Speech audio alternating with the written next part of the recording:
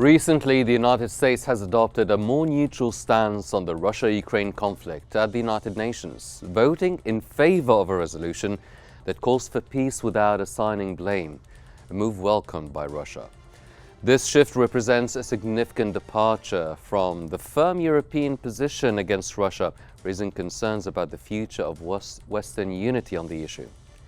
Meanwhile, French President Emmanuel Macron's recent visit to Washington, where he met with US President Donald Trump, appeared focused on bridging the growing divide between Europe and the United States on Ukraine. Macron, known for his diplomatic skill in engaging with Trump, faced the delicate challenge of balancing diplomacy with firmness as the US approach to Ukraine continues to diverge from that of its European allies. Stay tuned. This is in focus.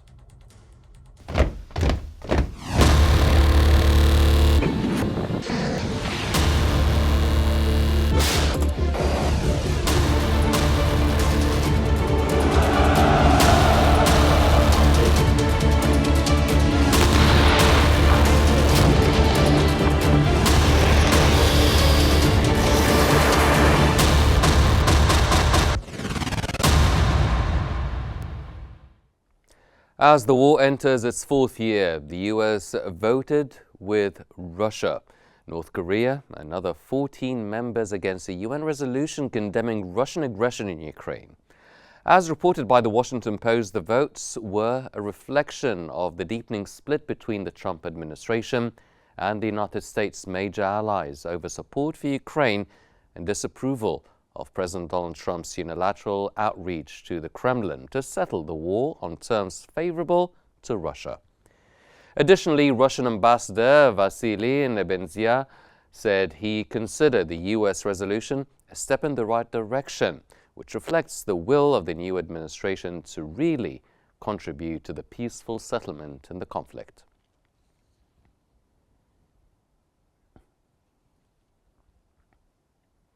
And for more analysis, we are joined from Cairo by Dr. Ashraf Singer, the international political expert. Dr. Singer, welcome to In Focus. Sir, the U.S. recently shifted to its position on the Russia-Ukraine war. How do you interpret this shift, and what does it really mean for the resolution of the conflict? This is a huge shift in U.S. foreign policy under Trump. This is like something you cannot really expect it at all. U.S. voting with Russia and North Korea and Iran, against the UN resolution condemning Russia of invasion Ukraine. It's a huge shift. Europeans they are very astonished by that shift. They need really to understand what does mean that for their own policy, for their security. What is next with Russia?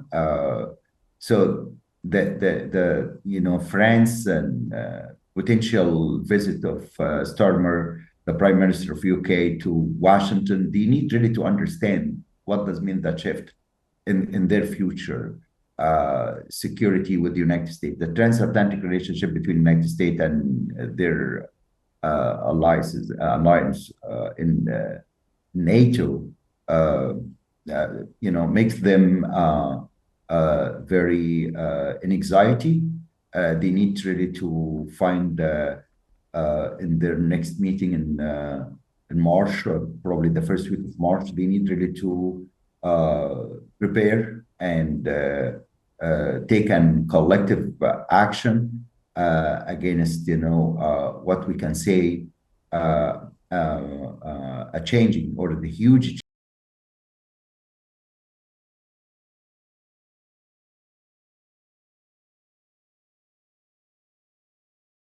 open a big gap in between United States and Europe. Mm-hmm.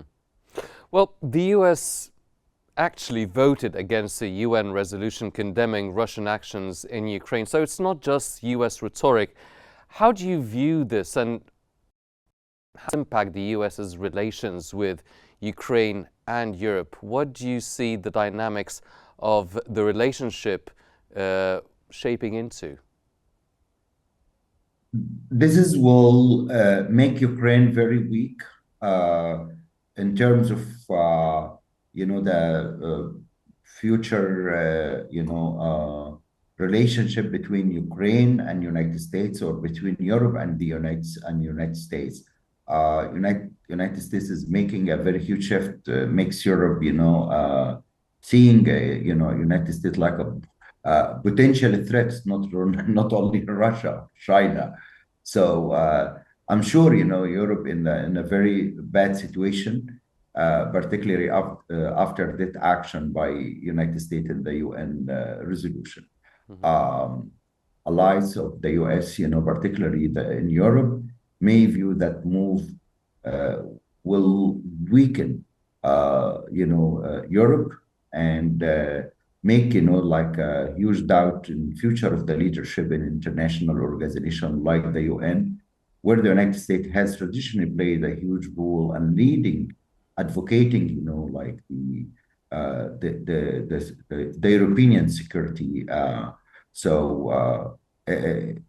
It's clear that that level of trust between the United States and Europe will be in a big question, and Europe needs really to find a way, either to find I would say a new situation where they need really either to cooperate with Russia rather than United States. So they need really to reshape their future. Of course, it's pretty hard that you can see any future division between United States and Europe, but it seems to be probably Trump is shaking, the status quo with Europe in terms of what they need really. The Trump needs really to push Europe to increase their military burden, probably to reach the 5% of their GDP.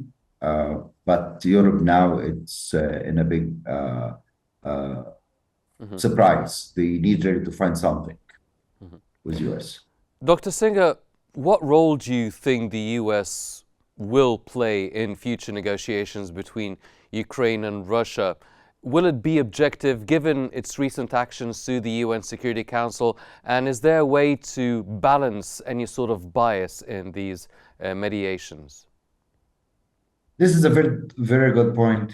From my point of view, that action by United States today is opening, the road to make that negotiation succeed between United States and Russia. So they need really to open that kind of path to get that resolution based on the United States objectives or preferences. So it seems to me like Trump preferred to stop this war. So giving the Russia the right to control, the outcome, and particularly what the Russia really captured from the Ukraine territories, they're gonna to keep them.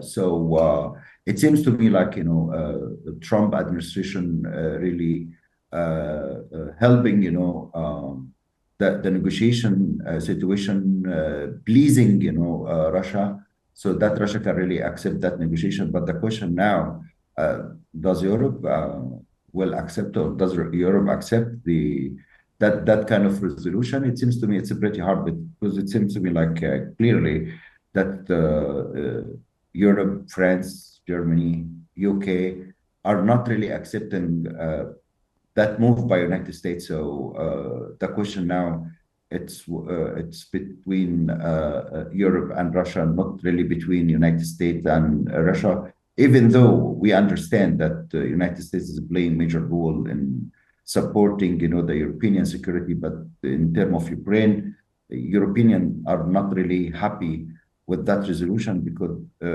in their view, this will encourage Russia to do an aggressive action against any countries in Europe, like Poland, and Poland is part of NATO. So another country of NATO is Poland. It's not really happy with that move, and it seems to me like that degree of, uh, of stability in Europe will not be achieved if United States really moving, to support or condemning, the Russia invasion. And this is actually, it's against the international law and against the values and ethic of Europe when they were taking that position, to be against Russia, not really accepting, the Russia invasion of Ukraine. Mhm. Well, the Trump administration's approach to Russia, as you've mentioned, to Russia and Ukraine, has garnered mixed reactions globally. In your opinion, what could be the long-term implications? This will hurt the relationship between Europe and United States. So United States voting with Russia and North Korea and Iran against, that resolution. Of course, this is a significant moment in international politics and reflecting, the growing that division between United States and Europe. And this is will open, like, wow, this is what happened. That move highlights, the influence of President Trump approach clearly, that he really come close to Russia, not come close to Europe. So basically, the Western countries, they need really to find like the one statement they can really agree with the United States or will not agree. And this is why, Macron mentioned in Washington that he will keep that discussion with Trump, but it seems to me like France is moving up to declare about that, like the nuclear umbrella of France or that type of deterrence, that France can really take care of the European security with UK and Germany. It seems to me like the Europeans now, they need really to find like a ground after that move of United States. But of course, the U.S.-European relations and their future about Russia, about Ukraine's sovereignty and security will be a question for future. And it seems to me like that level of trust between the United States and Europe will really take that relationship to the dark moment of the dark future, because they cannot really expect Trump moving that really condemning, the invasion of Russia and voting, against that kind of resolution. It's big, it's big shift, and it's a huge for Europeans to understand that move by United States. So maybe the Europeans will adopt a more balanced stance regarding Ukraine. What do you think of the Kremlin's view that the US now is adopting a more balanced, favorable position in resolving the conflict? Kremlin very happy to see that move by United States. They said clearly that they are really very they are welcoming of that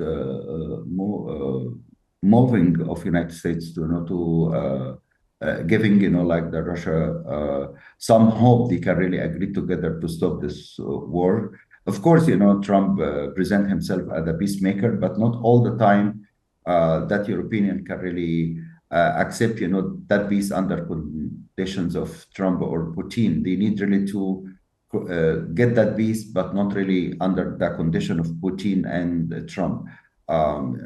It's very clear that Europeans, will increase their military spending in future or military burden just to try to resist that movement by United States and giving Putin that is Europe is still there, and Europe voice. It's very important to be heard in terms of achieving peace in Ukraine and Europe. I'm sure after Yes. The Prime Minister of UK in his speech or his talk with Trump, this will evolve and bring some new idea that Europe will reshape their foreign policy or their Yes. for security in Europe. Dr. Ashraf Singer, the international political expert, thank you very much, sir, for your insights. And now we move on to Macron's meeting with Trump that aimed to bridge the gap between the American and European stances on the Russia-Ukraine war.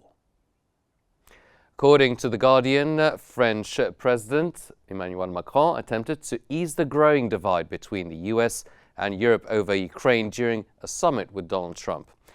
While Macron flattered Trump and praised his leadership, he also firmly corrected Trump's narrative that Ukraine had taken advantage of US support, emphasizing Russia's responsibility for the war. Despite their friendly rapport, Macron struggled to bridge the widening gap between the US and Europe on Russia-Ukraine conflict, especially as Trump moved closer to Russia. With Trump's increasing reluctance to support Ukraine, Macron's efforts to maintain transatlantic unity remain uncertain. Meanwhile, European leaders like Germany's Friedrich Merz are expressing frustration, signaling a desire for more independence from the US. Macron left Washington without securing firm US support, and Keir Starmer faces a similar challenge in his upcoming meeting with Trump.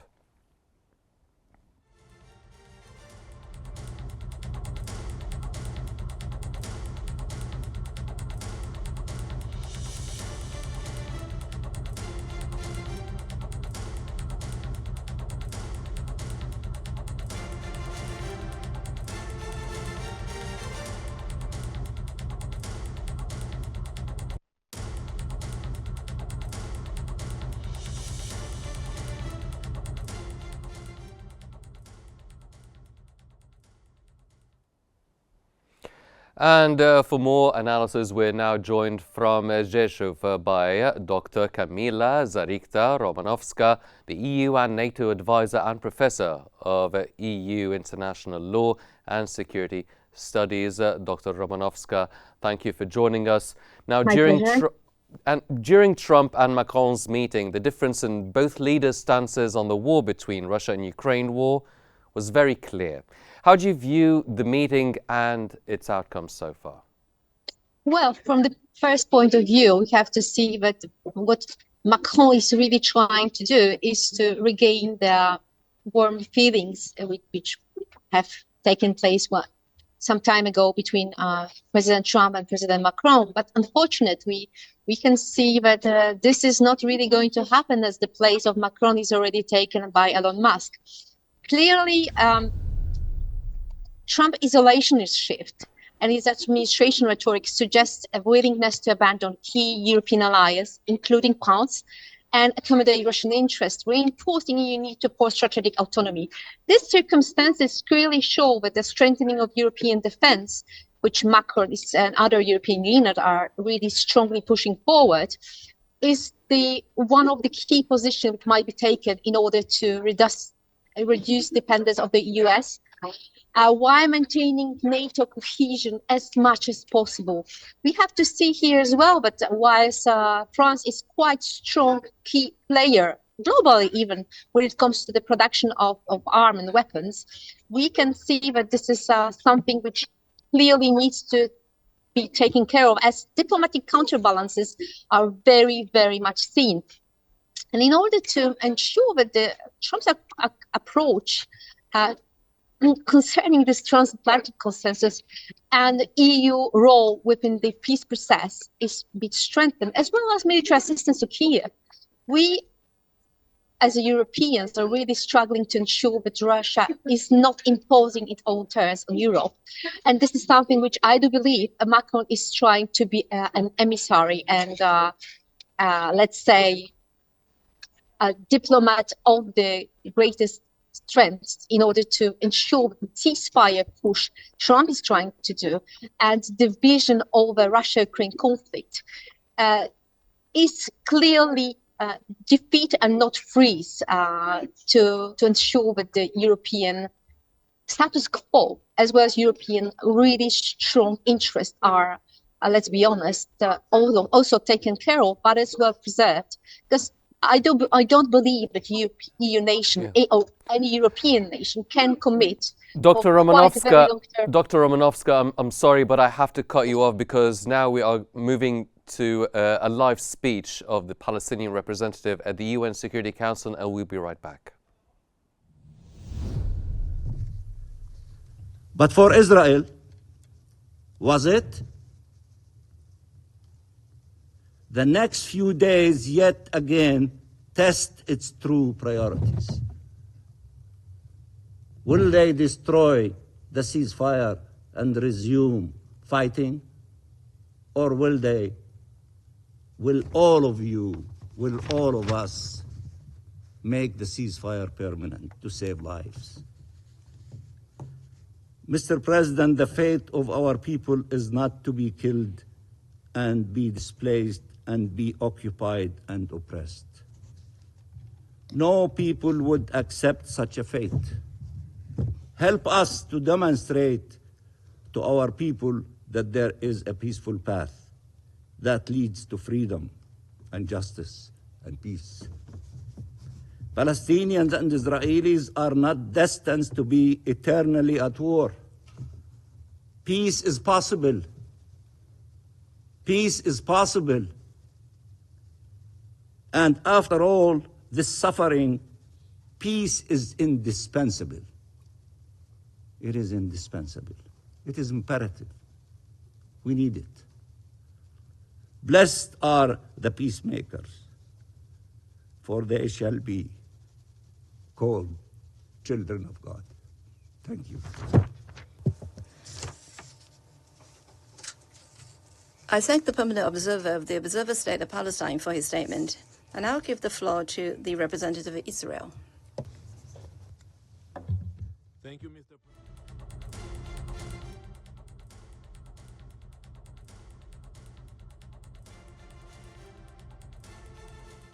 That was the speech of the Palestinian representative at the UN Security Council. And now we resume our discussion with Dr. Romanovska. Doctor, now, Macron left Washington without a clear promise from Trump to support Ukraine or a change in his position that is apparently tending towards Russia. I mean, how successful do you think Macron was in his quest? Well, I think, to be frankly honest, I don't see huge success here. What I actually would rather see as a more successful approach is actually getting a friendly ear from Elon Musk or Nigel Farage even to ensure that, or Miss Meloni to ensure that actually Trump is listening. I have a really strong feeling that Macron's time as a friend of as a friend of Donald Trump is long gone. What we can actually do now is actually blend interest and the really important players from Egypt and Saudi Arabia especially, who are both key players when it comes to stabilizing global emerging markets, countering Russian influence in the region, and ensuring alternative supply chains and ongoing sanctions on Russia. Because let's be honest, what really Europe is needing now is to have a really sustainable and sure source of gas and other fossil fuels. What actually we need now is as well ensuring the stability in the region, in the MENA region, as well as in the Black Sea region. And here comes Turkey. Unfortunately, due to the quite long, let's say, hassle with accepting the new change of the American administration and involvement within the election system, as well as quite strong support for other candidates, Europe has lost quite a lot. And now, bearing in mind the involvement in Russia in the region, but as well quite strong personalities of Mr. Trump and Vladimir Putin, as well as Elon Musk, we are looking for more of these key players who actually has let's say curiosity, but as well courage to speak. And I will believe that someone as, for instance, the Prime Minister of Egypt or the Emir of Saudi Arabia will be much more person to play a key role due to their characteristic and personality and behavioral, let's say, shape. From Rzeszów, that was Dr. Kamila Zarikta Romanovska, the EU and NATO advisor and professor of the EU International Law and Security Studies. Dr. Romanovska, thank you very much for your insights. And that brings us to the end of today's episode of In Focus, but stay tuned for more here on Q News. I'm Henny Saif. Thank you for joining us.